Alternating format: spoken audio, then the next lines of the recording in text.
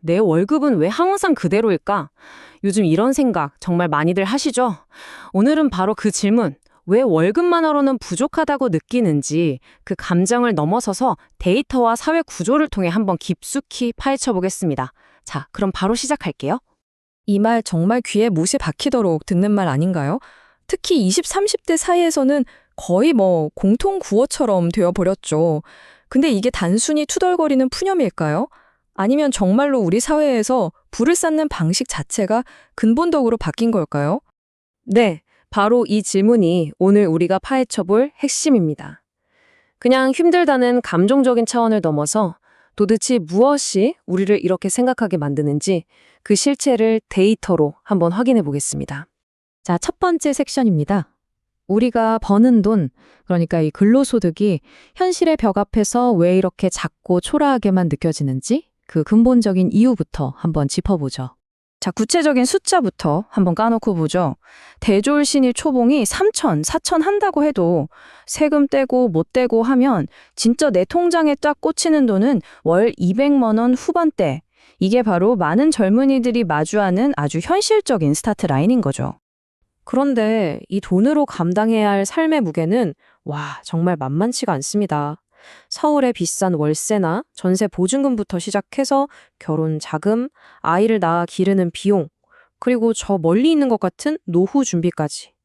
이 모든 걸 월급 하나만 믿고 해결할 수 있다? 글쎄요. 아마 거의 없을 겁니다. 자, 이제 두 번째 섹션으로 넘어가서 문제의 또 다른 축, 바로 심리적인 요인을 한번 들여다볼게요. 바로 소셜미디어가 만들어내는 그 끝없는 비교와 상대적 박탈감에 대한 이야기입니다. 여러분 인스타그램이나 유튜브 딱 켜보세요. 어때요? 20대에 이미 수억 원을 벌었다는 성공 신화, 밥 먹듯이 해외여행을 가는 일상, 고가의 명품을 사는 플렉스 문화, 이런 것들이 그냥 막 쏟아져 나오잖아요. 물론 이게 현실의 전부가 아니란 걸 알면서도 자꾸 비교하게 되죠. 이 슬라이드가 그 간극을 아주 잘 보여주는데요. 왼쪽은 나의 현실, 즉 월급 통장이고요. 오른쪽은 온라인에서 전시되는 화려한 소비의 세상입니다. 이 둘 사이의 격차가 벌어지면 벌어질수록 마음속에는 나만 왜 이럴까 하는 박탈감이 스멀스멀 피어오르는 겁니다. 하지만요, 이게 단순히 심리적인 문제나 내 마음이 약해서 그래 라고 할 문제가 절대 아닙니다.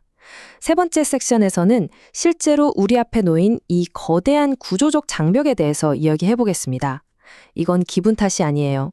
아마 이런 말 요즘 진짜 많이 들어보셨을 거예요. 노동소득에는 한계가 있다. 자본이 자본을 벌게 해야 한다. 이런 메시지를 담은 콘텐츠들이 정말 폭발적으로 늘었죠.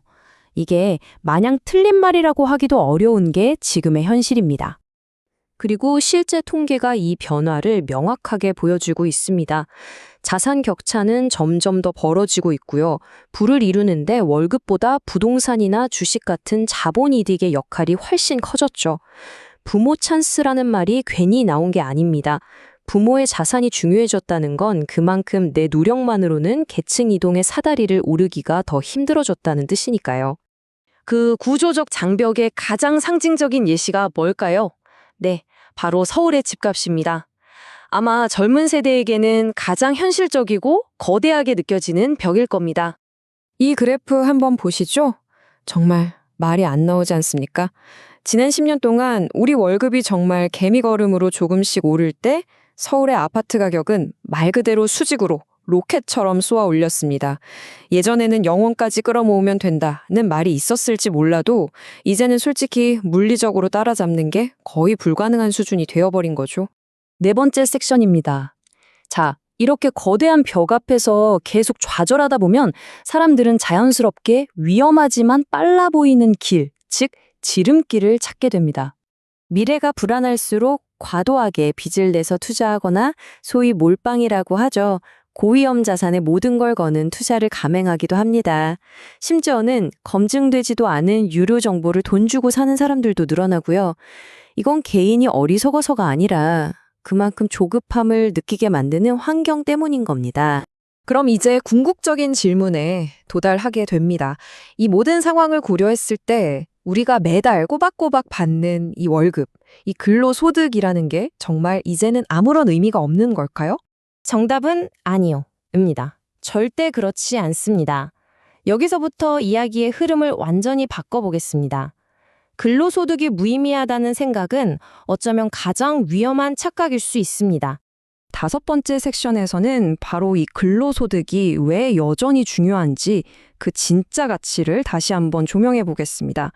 월급이 부의 최종 목적지는 아닐 수 있어도 모든 것의 시작점이 되는 절대 건너뛸 수 없는 단단한 토대라는 거죠.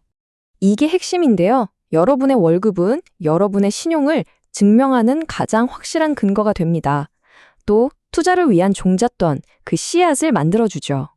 그리고 무엇보다 중요한 것, 매달 꾸준히 들어오는 이 안정적인 현금 흐름이야말로 어떤 위기에서도 나를 지켜주는 가장 강력한 자산 중 하나입니다. 자, 이제 마지막 섹션입니다. 좋습니다. 현실이 이렇다는 거 알았고 월급이 중요하다는 것도 알았어요. 그럼 이제 어떻게 해야 할까요? 이 새로운 현실에 맞는 아주 현실적인 부의 공식을 제안해 보겠습니다. 새로운 현실에 맞는 전략 딱 4가지입니다. 첫째, SNS 속 과시적 소비가 아닌 나를 위한 소비 통제로 투자의 시작점인 종잣돈을 만듭니다. 둘째, 조급함에 몰빵하지 않고 진호흡으로 꾸준히 투자하며 자본이 일하게 만듭니다. 셋째, 월급이라는 하나의 파이프라인에만 의존하지 않도록 수입을 다각화하고요. 그리고 마지막, 이게 사실 제일 중요한데 이 게임의 규칙을 이해하기 위해 경제를 끊임없이 공부하는 겁니다. 네, 오늘 이야기의 결론입니다. 성실하게 일만 하면 부자가 될 수 있다는 과거의 공식, 분명히 힘을 잃었습니다. 이건 인정해야 해요. 하지만 그렇다고 해서 노동은 의미 없다는 극단적인 생각 역시 정답이 될 수는 없습니다. 중요한 건 이 바뀐 현실을 정확히 받아들이고 거기에 맞춰서 나만의 전략을 계속 수정하고 발전시켜 나가는 자세입니다. 이제 여러분께 질문을 던지면서 마무리하겠습니다.